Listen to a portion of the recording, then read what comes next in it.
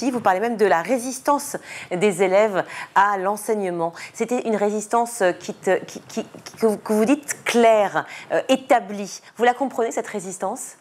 Oui, bien sûr.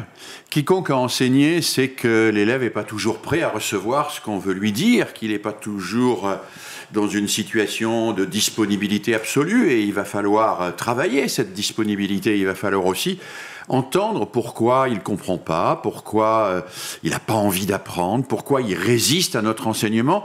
Et quand j'emploie le mot de résistance, je l'utilise dans son aspect positif, y compris avec la métaphore de l'ampoule. Dans une ampoule, il y a une résistance qui résiste au passage du courant, mais qui aussi donne de la lumière.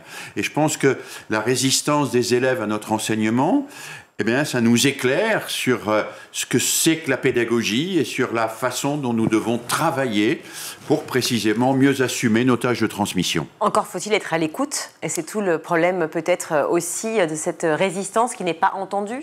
Oui, il faut être à l'écoute, il faut aussi ne pas chercher désespérément à passer en force, il faut chercher à comprendre, parce que comprendre que l'autre ne comprend pas, c'est pas évident.